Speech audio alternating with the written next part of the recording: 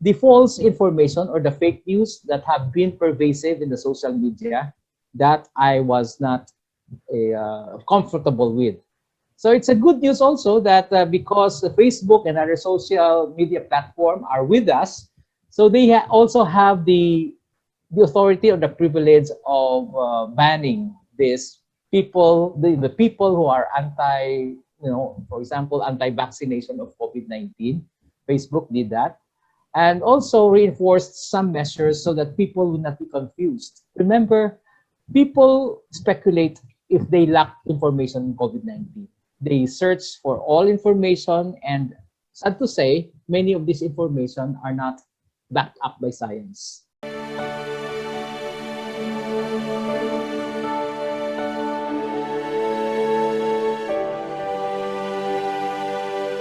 And so I became an area director, and that's where the growth started.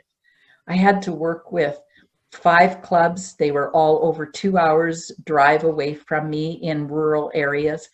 And so I was driving after work to attend these evening clubs, and I found that I loved it.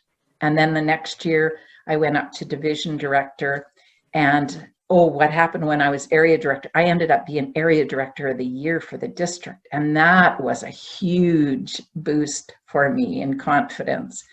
Then I went to be division, and then was really feeling like I was ready for district leadership because now all my friends were in district team, and I was going to region conferences. I'd been to my first international conference and got an idea of the huge scope in the world that Toastmasters has. And so I thought, well, there's a place for me here.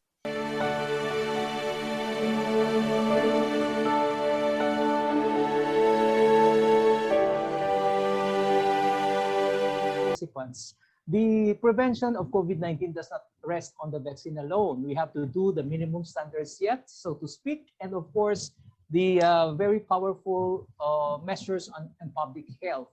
And for myself, I really believe this physical distancing is the most effective way of doing it. And the wearing of the mask, of course, goes with it as well. And what are we expecting in the days moving forward? We do expect on the gloomy part of the story would be more people will become sick of COVID-19.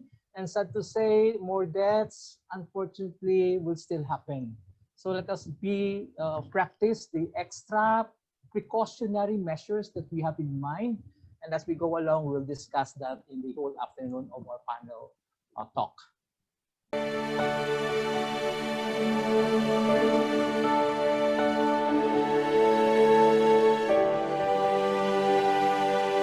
And today I will be sharing my journey of my leadership journey, its rewards, and the things that have made me succeed as a leader. Good evening, everyone. Have you experienced being asked, are leaders born or made? And I will answer definitely both. We have to be born on this earth, equipped with our inborn potentials like talent, physique, skill, and many others. Then we get nurtured by our personal environment like family, education, work, and others. Then we get polished by time and experience.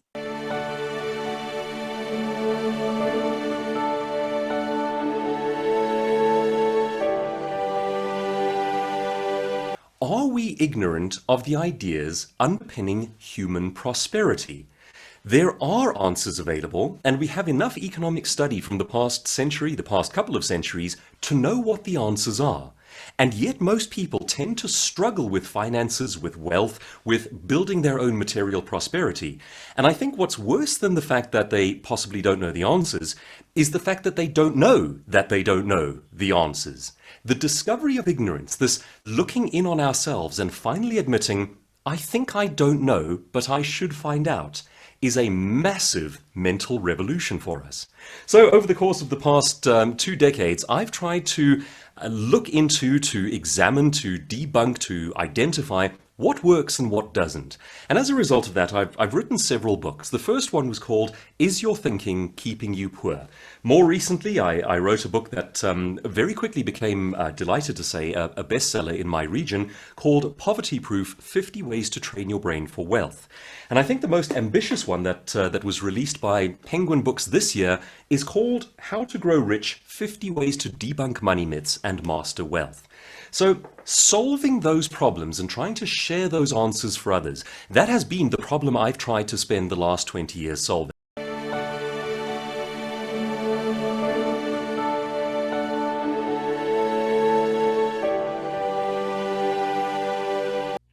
Think of this statistic, that before the end of this night, or wherever you're at, another U.S. service person or veteran will have ended their life by suicide.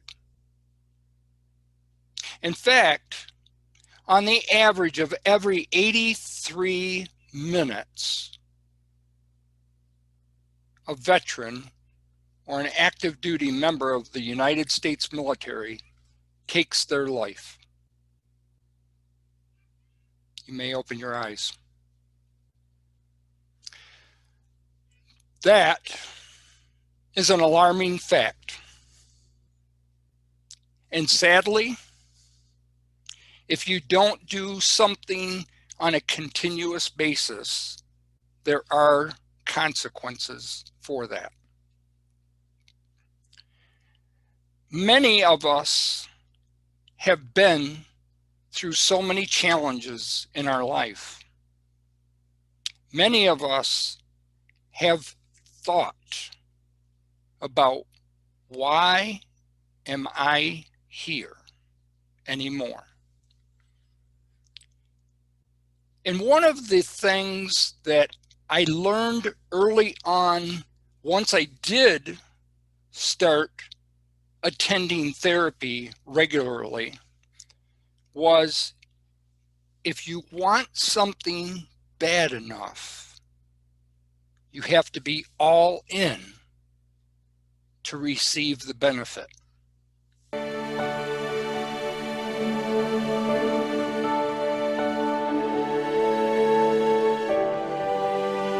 Okay, number one is we have to be agile. We have to see what's going on in the market, what needs to be done, what can we do where we can contribute, what are the needs outside there. We were one of the few that did not stop. We did not stop because we basically changed right away. We had like 70% of our movements were non-essentials because we service a lot of retailers in department stores. We have to charter an aircraft from Manila to Cebu. And what happened was my client from America was going to bring in items to bring to Cebu. So I chartered it.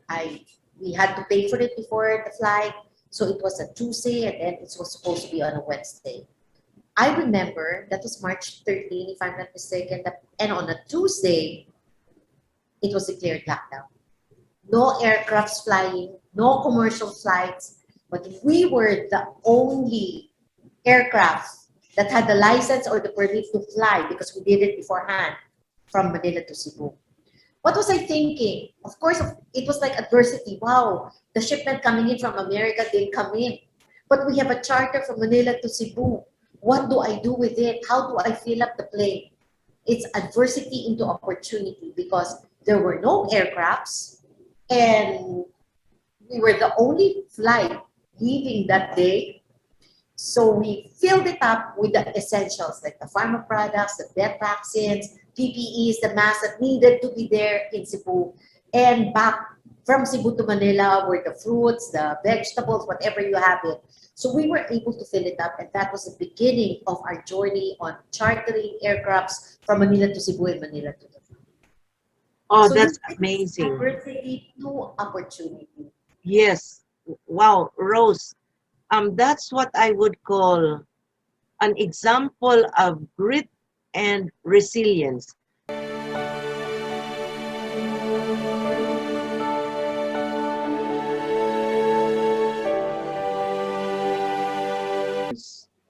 What do we need to be a very good leader?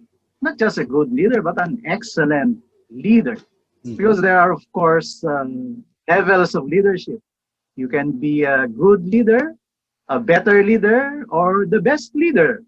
So, of course, we aspire for the best. But it doesn't mean that being a good one is not good. It's good, but of course, we all know Kaizen, continuous improvement. We want to continually improve, and this is part again of the traits of a good leader, the continual improvement, and we aspire to get better and better every day, and then of course to be the best that we can be, even as a leader. So that's the first word there, right? Leadership. Leadership. And the next question is, how do you become an excellent or a very effective leader? Yeah. And one of the answers, of course, is Go ahead. trust. If people will trust you. Of course, you have the follower. Of course, a leader has followers. And the followers will willingly and happily follow the leader if they trust him.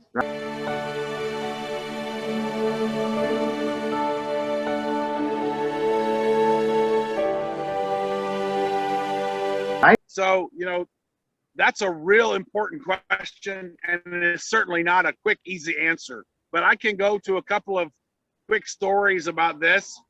And the best one I have is the game of basketball. So in the game of basketball, you have this ball, and the rules are you have to, from the floor to your hand, you have to move it and dribble. But the opponents of the game can come and attack you and steal your ball, which is like the metaphor for stealing your opportunity or interrupting your goal. And so if you really want to make a basket and you have someone like a pandemic coming to interrupt your goal, which is interrupting your business, you have to find a way to move in a way where you keep moving, but in basketball, they call it pivot. And this is the word of 2020. We all learn to pivot. And through pivoting your mindset, maybe your technique, maybe the way that you offer your business, maybe the way that you deliver your service. There are some companies that are doing and thriving very well simply because the demand of their business was changed, the model was changed, but it's the mindset that is most important. It's the mindset that has to pivot. And once you can pivot, help pivot your mindset, you're opening up possibilities, unique possibilities to do something new and unusual, because nobody likes change. And that's the topic of today. Nobody likes change. They don't want to change the way that they comb their hair. They don't want to change the way they drive to work.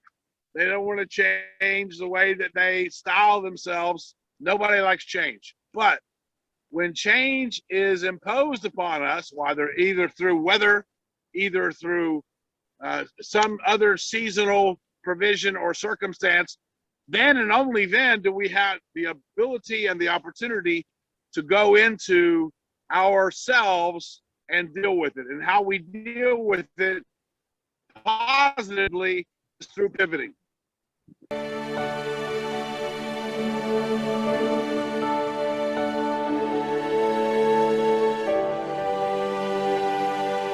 When I was in grade school, I am already aware that I have a happy disposition in life. I'm a talkative student. I love laughing, sharing jokes with my classmates, and even my relatives. No, I think we're blessed. Both sides, mother's side, father's side, are blessed with this cheerful disposition. That's also my personal belief that everyone wants to be happy in this world. The reason why we're doing what we're doing because we want to be happy. Be, do, have equals happiness. We want to be like this, thinking that we'll be happy. We want to have this, thinking that we'll be happy, etc. No?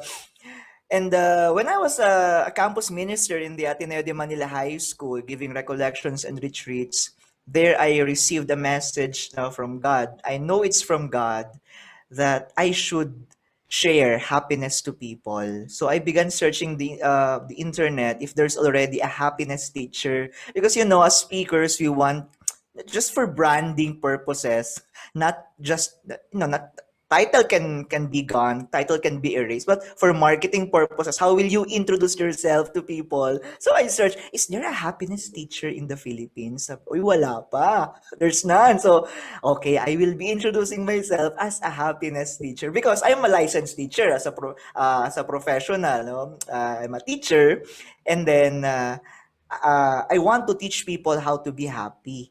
So there, and in 2013, 2014, I had the very first happiness workshop.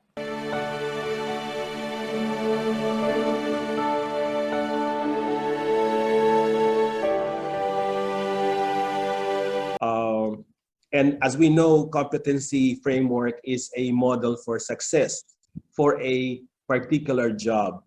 That's the beauty of this competency modeling per se, because it is a corporate intervention or a corporate undertaking, but at the same time, it can focus from the macro to the micro to the specific job in the organization. I don't know of any other intervention in the world of OD, of HR, where it can focus from the macro at the same time with the micro. What I'm saying is, you're talking about the culture of the organization on the macro level, you're talking about the strategic directions of the organization on a macro level, but at the same time, it opens up to the requirements of the key jobs or the critical positions in your organization. And and from here, I can probably work out with you, Grace, what are the 5 reasons to start your competency framework in your organization now, as maybe most of our HR people are have more time to talk about the so-called the quadrant 2 of Stephen Covey, important but not urgent, Yes. but at the same time, you can really put a lot of contribution to the business.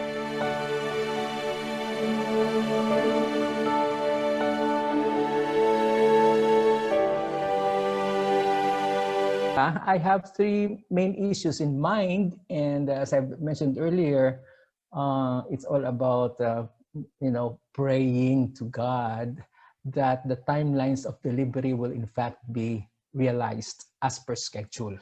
And number 2, how I hope the LGU units, where the vaccination centers are coursed through them, should have enough resources. I mean the manpower resources, the nurses, the doctors, the vaccination team to comply upon this target of achieving the herd immunity. And the last is, I pray so hard that the variants of concern, which number 4 as of time, should be addressed by the vaccines.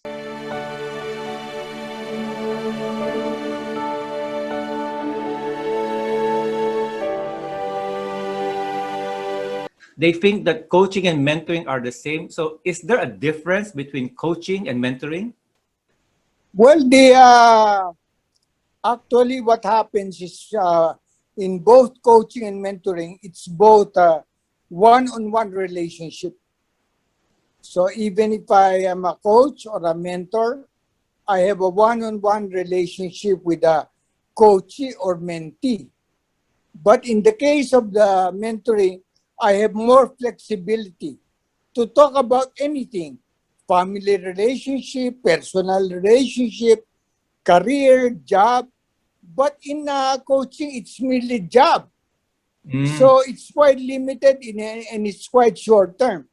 The moment you are able to solve that job performance problem, then probably your coaching is over. But in mentoring, it can be lifelong.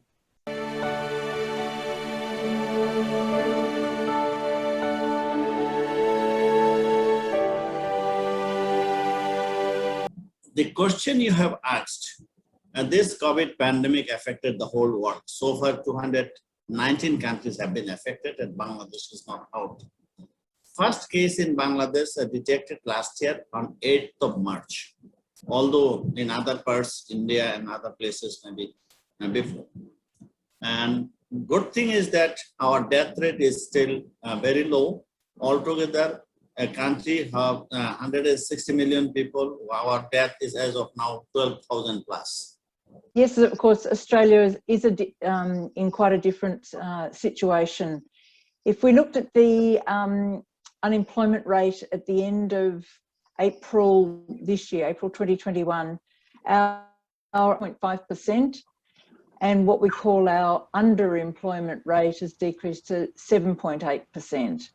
So very different figures. The unemployment rate at April 2021 was 0.9 points lower than the same time in April 2020, but just slightly higher than in March 2020, just when the pandemic started for Australia. In India, presently, the unemployment rate is very high due to COVID-19 pandemic. Almost all the states in India are under the lockdown stage. Due to increase in demand and short supply of oxygen, government have banned all the industrial use of the oxygen, one of the major reasons why industries are not doing well. And the present unemployment rate is around 14.5%, very high. And amongst that, around 9% from the urban area and 5.5% from the rural area. Ayubowan, may you have long life. That's how we greet each other in Sri Lanka. I think that message is very relevant to the period that we are passing through with the planetary pandemic. We all need to have a long life. We need to be healthy and happy. So we are experiencing a 2 weeks lockdown because of the third wave. I would say first wave, we were very successful in curtailing, and then people became complacent.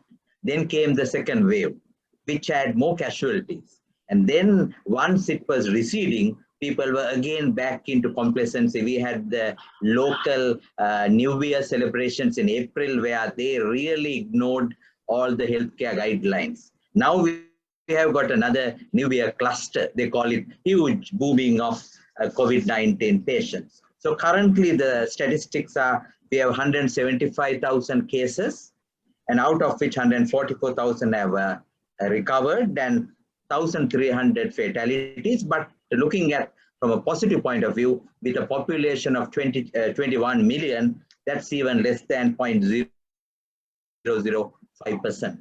While we hear about the rise of unemployment, I would still say in every crisis, there comes opportunities. And in the past year, we've seen HR transform from a transactional, paper-based manual processes. We've seen the digital transformation of many HR functions across different organizations. Definitely, that has helped us to be able to respond better to employee needs. What we have seen as well in the economy, Philippines is, I would say, perhaps not as fortunate as Australia, neither are we as in such dire straits as India, because even as some industries experience a drop in revenues and had to let go of people, and I speak about the tourism industry, for example, the retail industry, which bore the brunt of the crisis, we've also seen the rise of employment opportunities in the business process outsourcing industry, right? Because we are a tech-enabled industry, and I think that's key. When we talk about upskilling, multi-skilling people, or helping them to become more employable, technology will play a very clear and very strong impact, and that's where HR needs to go.